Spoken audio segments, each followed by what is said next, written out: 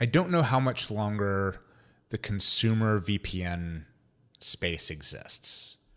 Remember, with the VPN, a lot of these things trying to circumvent firewalls of China and circumventing firewalls, say, in Turkey. And it's kind of a cat and mouse situation. So you're, in a way, going against the state. You're trying to really kind of compete against the state. Right. Now, another perception creating about Wi-Fi security. Right. Oh, if you're on a public Wi-Fi, by the way, anybody can really next to you look at all your informations, and even whatever with the bank or the Facebook. And that's another myth. Because if you're on a public Wi-Fi and you're using, I mean, most of the website uses HTTPS. Right? Yes, yes. I mean, it's all SSL. It's all SSL. So there is no such things that basically you get a better security.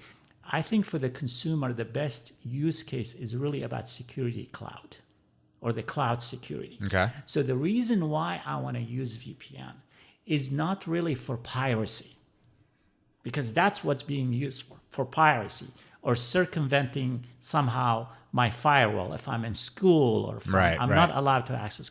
Yeah. It should be about, I'm connecting to this provider that can provide me that cloud security. So it can, for instance, somehow block the malware, protect against a lot of these security threats. So think of it like businesses. You know how VPN is used in businesses. Right. Probably you've heard the term of UTM, Unified Threat Management. Yep. And a lot of businesses do actually deploy firewall and threat management. But if you're moving everything to the cloud, now when you have a VPN, right? So for the consumer, if you can provide that level of functionality of intrusion prevention, of threat management, all these things, that's a value. Right. But I don't think the consumer, they are yet educated about that. So we need to educate the marketplace. Yeah. This is what the VPN is all about. I use VPN, a consumer-based VPN when I travel, because when I'm in a hotel room, I don't want the hotel monitoring my network access. So that's really my use for consumer VPNs. When I'm at home, no, I don't use that at all. But if I'm at a hotel, I know that hotels are monitoring traffic. I know that they're intercepting what's going on. So that's been my use to date for consumer VPN. If we can find something else where where every one of my connections is encrypted across the board, I can feel more comfortable with it, where my DNS is protected. That's really what I look for in consumer VPN.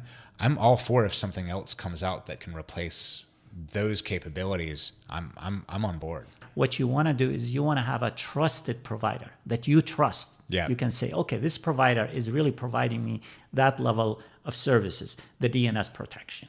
It's basically somehow blocking all the peer-to-peer communication. So as an example, one of the example we're adding, one of the capability, we call it unnamed server. Okay. And what do we mean by unnamed server? For instance, today, if you look at a lot of VPN provider, they allow peer-to-peer. Peer-to-peer meaning that you can send information from any IP address to any IP address, right? That's how internet works. Yep. But what we're providing here, we're saying, is if an IP address is not resolved by DNS, does not get routed at all. Interesting. So that's another level of protection today we don't have on the internet. Yeah. So these are the level of protection that you need to provide in order to provide a much, much better security. The other level of protection we add, for instance, it's really DNS filtering. So we have the whole ecosystem of saying we know exactly which sites have the malwares. So when you're surfing through the net and you have a VPN, basically, even if you accidentally click on a link and that link has that URL, guess what? It gets blocked. Right. Or if it's a malicious ad. Malicious ad. Yeah. And if they trying to hard code the IP address, if that IP address is never resolved by DNS, it will never get through. Yeah, there you go. So those are the value that somehow we have to educate the marketplace.